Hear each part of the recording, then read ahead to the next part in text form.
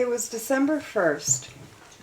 For most people, that's the beginning of the lights, the sounds, and the glitz of the holiday season, and the scent of pine and spruce permeating the air.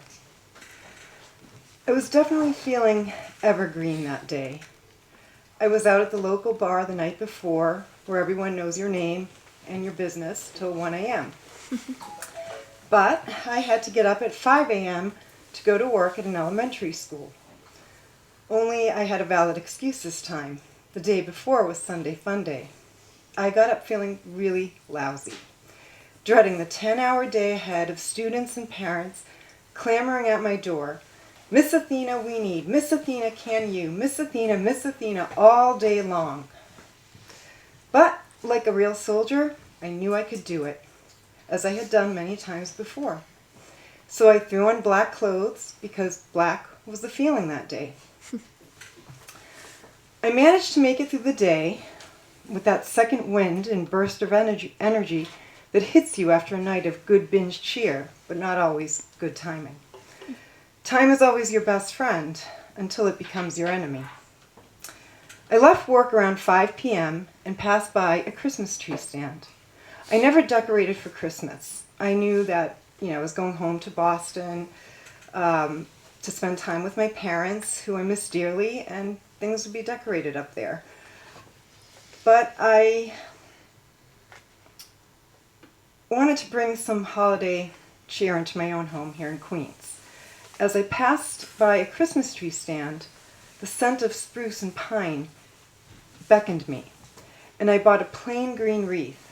No bows, no pine cones, no holly berries, just a simple green wreath. I stopped by my local for a little hair of the dog on my way home from work, towing the wreath in my hand. I remember joking around with some of the happy hour regulars and putting the wreath on my head, pretending I was Jesus Christ. That's the theme this evening. With a crown of thorns. Life at that moment, I had come to understand, was simply a bittersweet journey of time wrapped in a sinuous struggle. But still I managed to find the humor of metaphor in it. I went home around 8 p.m., and that's when I got the call. It was my mother from Boston telling me my father was in a coma and it didn't look like he was going to make it, and that we should prepare for a funeral and bring black clothes. I was stunned. I had just gotten back from Boston that Saturday evening after Thanksgiving on what was a very long, traffic-riddled drive back to New York City. Now I had to drive back up? I immediately called my brother and told him we needed to go up that night. He wanted to wait till morning, but I insisted on going up that night. Every second counts. If we just get through to him, maybe hearing his children he loves so much would help him gain some consciousness. We left at 11 p.m., and for some odd reason, I decided to take that wreath I had bought earlier that day with me. I held it in my lap as if it needed some kind of protection. My brother turned to me and said, "Why do I have a feeling he's gone and Mom is not telling us?" I didn't want to believe him. We arrived in Boston at 3 a.m. The plan was to go to the hospital first thing in the morning. I said I just need a couple of hours of sleep. I went to bed and woke up at 6 a.m. to my mother in the kitchen, hugging and crying, telling my brother he's gone. We lost him.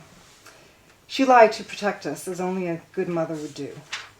I knew she was devastated. He wasn't in a coma. He had died in the hospital earlier that day of a myocardial infarction. He didn't have a chance to make it to his cardiologist, with whom he had an appointment the next day. I remember that Saturday morning, the day after Thanksgiving, before I left to head back to New York. It would be the last memory I would have of my father. We sat down to breakfast of bacon and eggs, like we always did on Saturday mornings.